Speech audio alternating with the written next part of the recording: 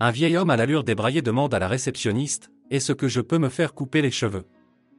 Les filles se sont rapidement regardées et l'une d'elles a dit « Oui, entrez, il y a une fille ici, elle est libre » en désignant Alina, et l'homme a ri. Il y a quelques mois, Alina a étudié pour devenir coiffeuse et a trouvé un emploi dans un salon de coiffure du centre-ville.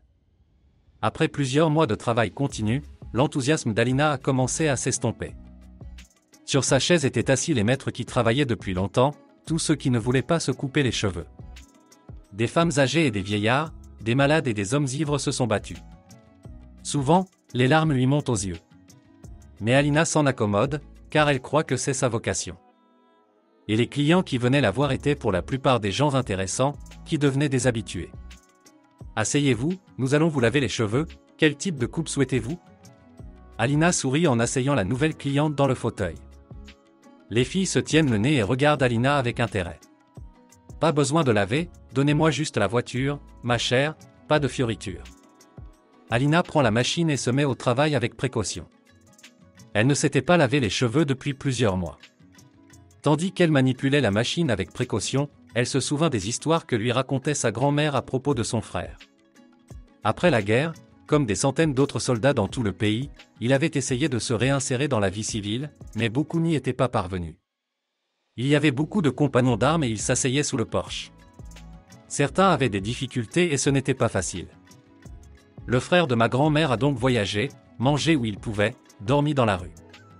Depuis son enfance, ma mère a toujours eu pitié des gens qui vivaient dans la rue et qui mendiaient. Elle les regardait constamment en face et espérait rencontrer le frère de sa grand-mère, car il avait disparu et personne ne savait ce qui lui était arrivé. Tout en réfléchissant et en discutant avec le vieil homme sur divers sujets, la jeune fille termine son travail. Le vieil homme paya la coupe de cheveux avec de petites pièces et laissa un pourboire à Alina. Il remercia la fille pour la coupe de cheveux et partit. Tout le monde est surpris.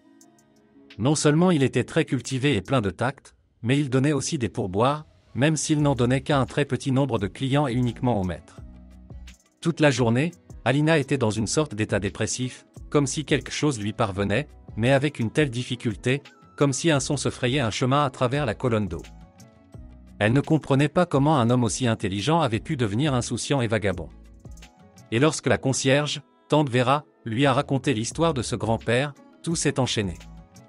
En fait, il ne s'agissait pas seulement d'un grand-père, mais d'un chirurgien émérite, Mikhail Ivanovitch.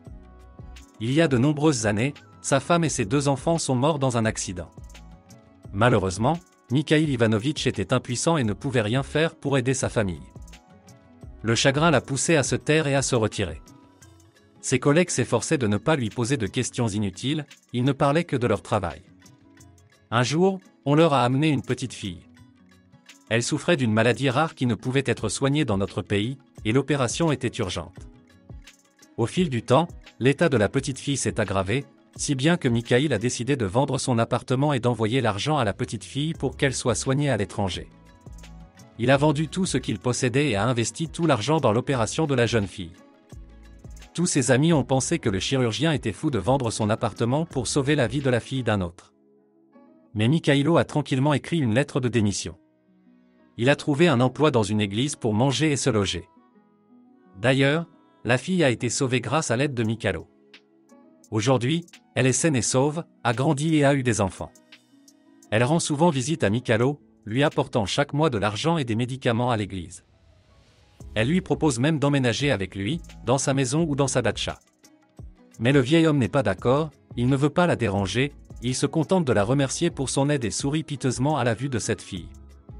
Après avoir entendu cette triste histoire, Alina quitte ce groupe haineux le lendemain. Elle ne voulait pas perdre son temps à laver les os de ses clients. Désormais, chaque fois qu'elle voit une personne en détresse, elle essaie de ne pas passer à côté et de faire quelque chose pour l'aider, car sous la saleté et la pauvreté peut se cacher l'histoire tragique de la vie d'une personne.